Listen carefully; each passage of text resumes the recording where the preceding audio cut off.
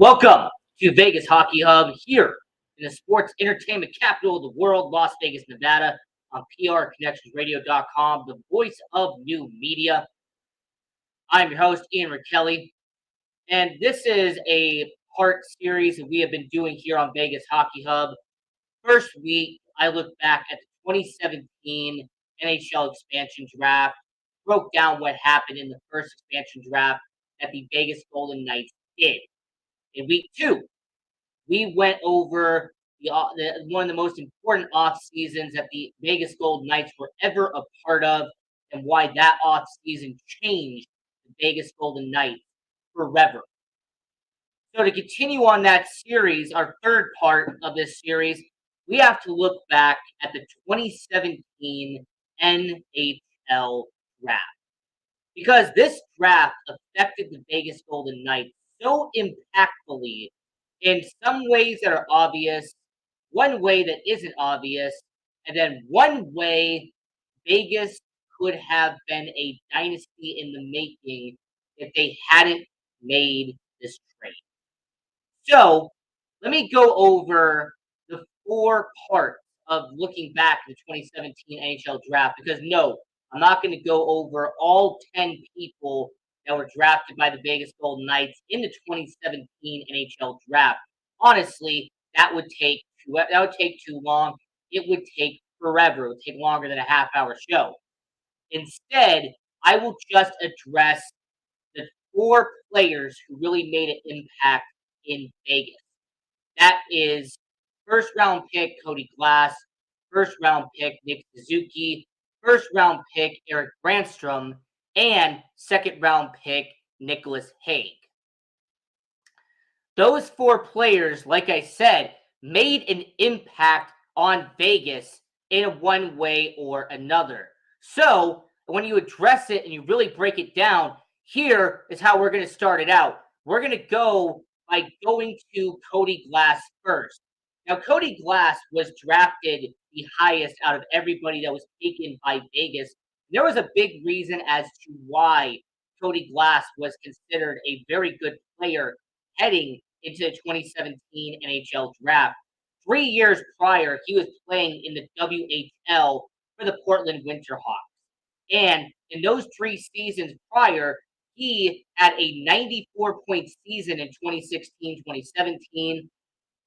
And then he had a 102-point season, 37 of them being goals in 64 games in the WHL in the 2017-2018 season. But one concern that Cody Glass had, and one concern that really affected Cody Glass to this day, was could he stay healthy? Could Cody Glass be a healthy player and be someone that could play all 82 games in the NHL? He played 5 years in Portland from 2014 until 2019, not because of his talent, but it was because of how injury prone he was. In 2018-2019, he played 38 games in the WHL before coming down with an injury. When he was playing in the AHL for the Chicago Wolves, who was the AHL affiliate for the Vegas Golden Knights, Cody Glass only played 6 games in 2018 before having some form of an injury and then coming back towards the back end. 2019-2020, he only played 2 games in the AHL and then played a little bit of a small short cup of coffee with the Vegas Golden Knights that season. In 2020-2021 in the AHL, he played only 14 games that season.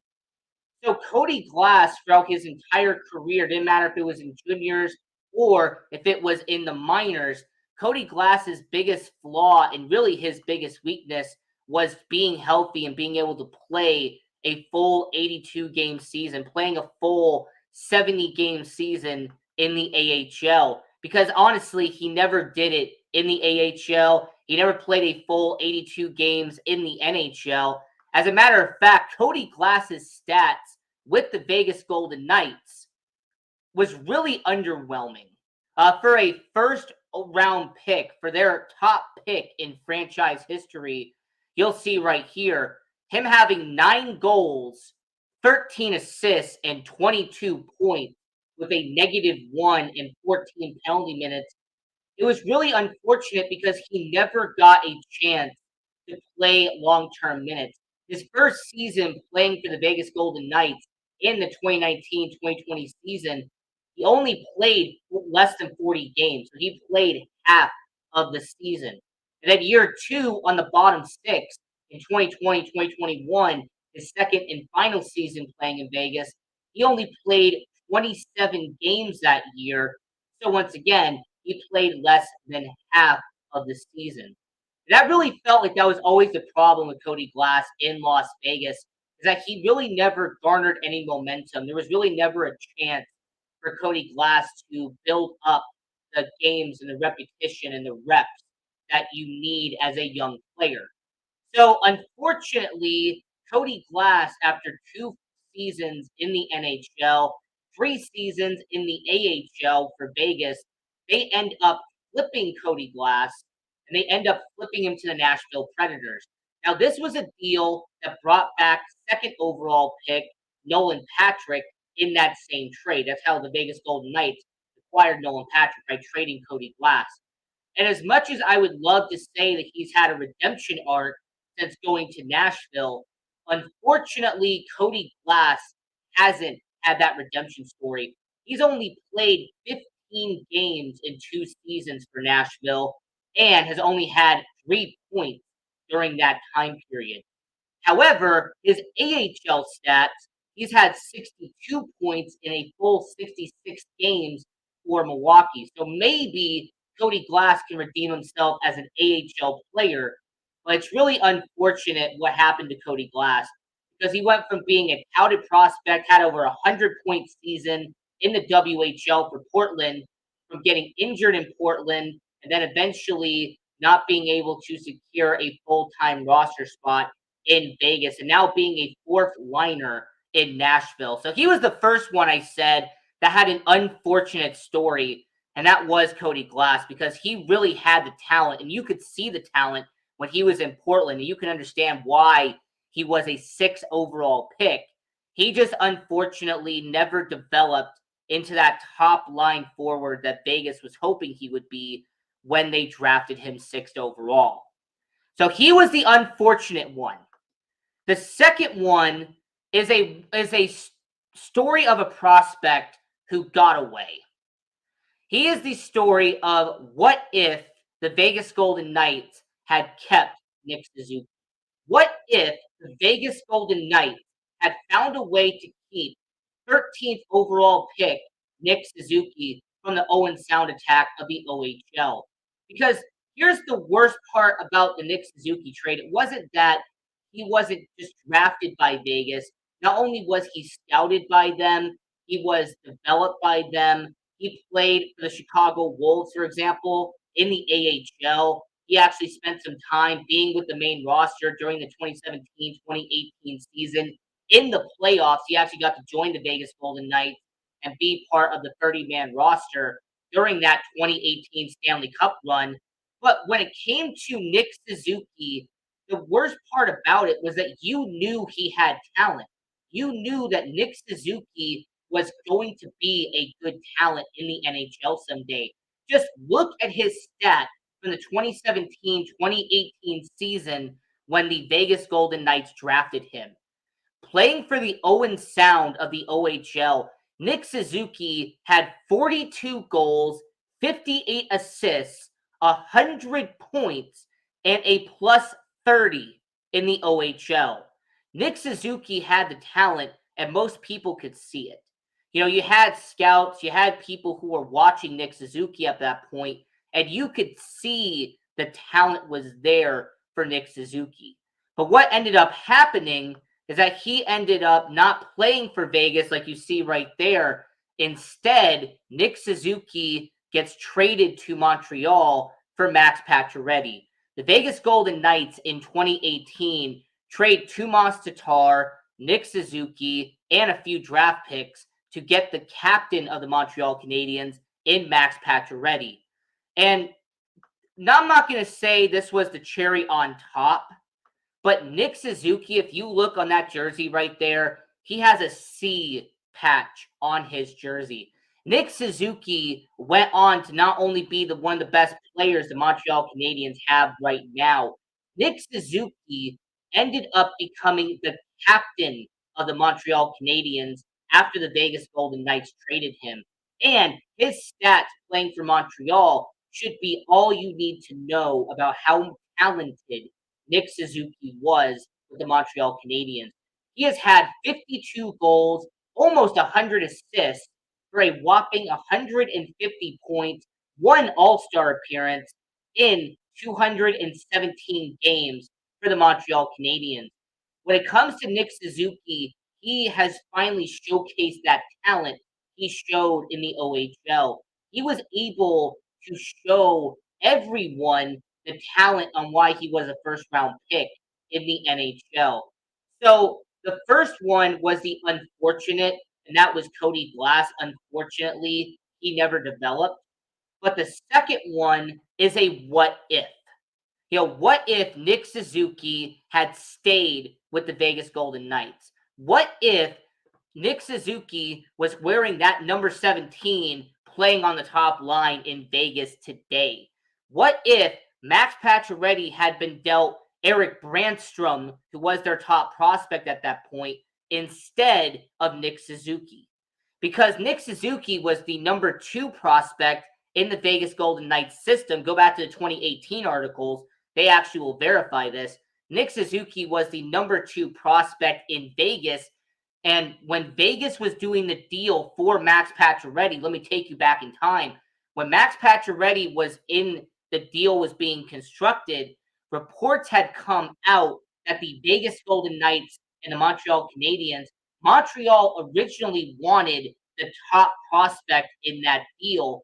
Vegas was not willing to trade their top prospect in that season, so they gave up their number 2 prospect in the deal instead. So it's a crazy what if, but I've just always wondered what would have happened if the Vegas Golden Knights had given up their top prospect in that deal. What if they had traded Eric Brandstrom, who we're going to talk about in a second, instead of Nick Suzuki, and how much different the NHL would have been if by year 6, the Vegas Golden Knights, who are currently 5 games above 500, have Nick Suzuki on their top line alongside Mark Stone and alongside Jack Eichel. So that was the what if. The next player on here is the caveat. Or should I say Eric Brandstrom is actually the best part of the 2017 NHL draft, but it's not about Eric Brandstrom himself. Eric Brandstrom is actually a reason why Vegas has been so successful moving forward. It just didn't have to involve him. Now, Eric Brandstrom was drafted 15th overall, and he was taken from the SHL, the Swedish Hockey League, and he was a very young defenseman, but he also was a very tiny defenseman. A lot of people complained about Eric Brandstrom being 5'10" and being 185 pounds. I remember that was the one weakness that some people had regarding to Eric Brandstrom. I thought it was interesting how Eric Brandstrom's size was the one negative that a lot of people had as his weakness heading into the NHL. Well, Eric Brandstrom gets selected by Vegas, and he does play some games in the preseason for Vegas. There's the jersey right there.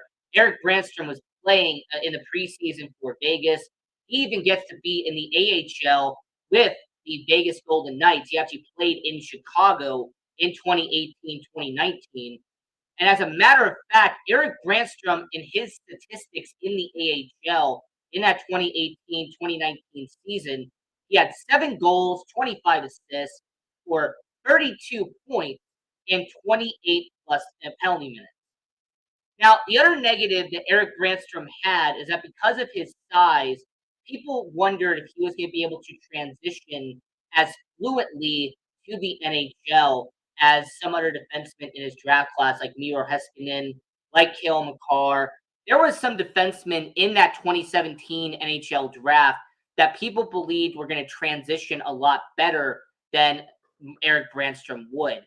And his -1 in the AHL would kind of be a precursor to what you'll see in a minute. But what Eric Brandstrom did for Vegas is not play for Vegas at all. What Eric Brandstrom did was be a bargaining chip as the top prospect for the Vegas Golden Knights. Eric Brandstrom being the #1 prospect would benefit Vegas at the 2019 NHL trade deadline because they would flip Eric Brandstrom, Oscar Lindberg, and multiple draft picks in the Mark Stone deal. And Eric Brandstrom going to Ottawa was a big deal because Eric Brandstrom, he played in the AHL for the Belleville Senators. He's currently on the bottom 6 in Ottawa today. In fact, his stats right there, 2 goals, 31 assists with a -26 in 123 games for the Ottawa Senators. But it's not about Eric Brandstrom himself. That is the reason why this was the best part of the 2017 NHL draft. Eric Brandstrom being traded for Mark Stone is what ended up being the best part of the 2017 NHL draft. If you do not have Eric Brandstrom, you cannot acquire Mark Stone. Without Eric Brandstrom, you do not get the captain of the Vegas Golden Knights in Mark Stone. Without Eric Brandstrom, you do not get one of the best defensive forwards in all of hockey in Mark Stone. And without Eric Brandstrom, you do not get the opportunity to go out and get a leader in the locker room and someone that gets a lot of respect here in Las Vegas, and that was Mark Stone. So the first person was Cody Glass, who was the unfortunate part of the 2017 NHL draft.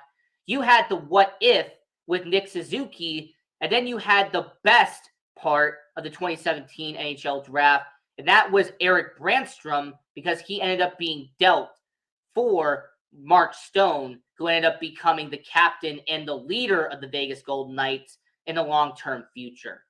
Now, the last part that we have to talk about is this man right here, and that is defenseman Nicholas Hague, who was drafted from the OHL. He was a second-round pick by the Vegas Golden Knights.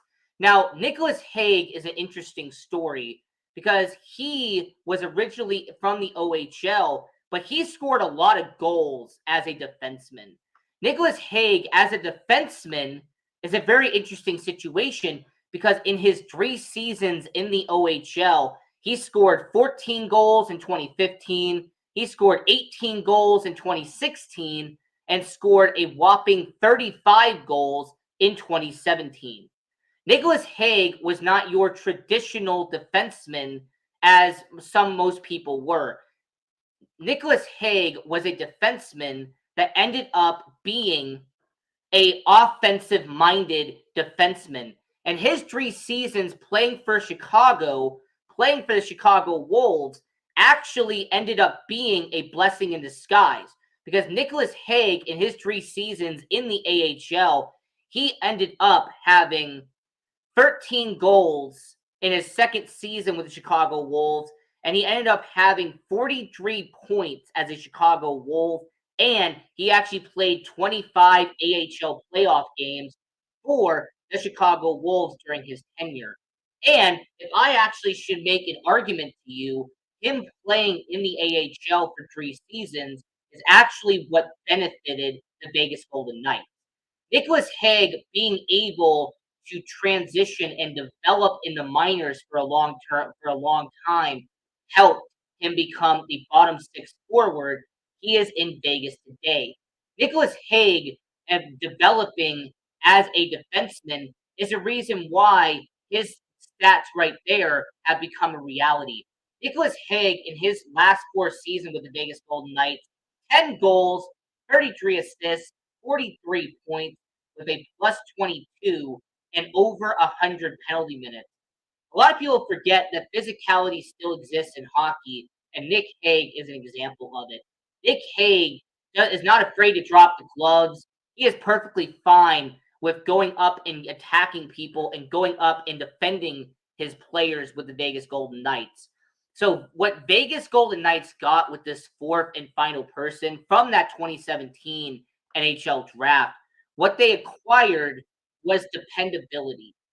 What they got was the best player on the current Vegas Golden Knights roster from that 2017 NHL draft. Nicholas Hague, out of the four players and that's in the first instant, he ended up being the best part of that deal. Now, I want to mention to everyone who's watching right now that the 2017 NHL draft, when you actually stop and analyze it and look back at it, it was a big deal. It was a huge deal at the time because they also went out and got some more talent in the later round. Not only did they get Jake Leshkonen, who, by the way, has developed into a bottom six player for the Vegas Golden Knights, he has actually been playing a good amount of minutes for the Vegas Golden Knights. Has had over 40 games played in his career in the NHL so far. They also got Giannis Rondenberg, who is playing in the AHL and playing in the NHL for the Vegas Golden Knights. They also went out and got Yari Patara later in the draft, who has been a welcoming and a young prospect in the AHL as a goaltender for the Vegas Golden Knights. Lucas Elvenez, he spent some minutes in the AHL for Vegas. Jack Dugan, he actually spent time in the AHL before going to New Jersey this offseason. And they also ended up getting Ben Jones, who spent a couple of years in the AHL for the Vegas Golden Knights. So for a 2017 NHL draft, their later rounds got talent when it came to their AHL system because they had 4 or 5 players who they drafted between round 2 and round 7 who eventually played plenty of seasons in the AHL and spending time in Henderson and Chicago for the Vegas Golden Knights. One last note I want to mention about the 2017 NHL draft was who was the player taken after Cody Glass? Who was the player taken after Nick Suzuki? Who was the player taken after Eric Brandstrom? Because I know some people want to talk about it, but it's important to know who was drafted around those players. So Cody Glass, taken right after him, was Lias Anderson, who was taken 7th overall, and he was with the New York Rangers. He spent a few seasons there, got flipped to the Los Angeles Kings, and he is now playing in the AHL in the 2022-2023 season. Lias Anderson unfortunately never developed into the top line forward that the New York Rangers expected him to be when they acquired him. So the Vegas Golden Knights dodged a bullet there by getting Cody Glass over Lias Anderson.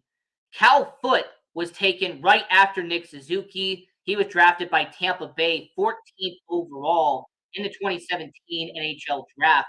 Now, Cal Foote has been an interesting story because he has played the last 3 seasons for the Tampa Bay Lightning, and he has actually appeared in the Stanley Cup playoffs against the Colorado Avalanche in the Stanley Cup Finals in 2022.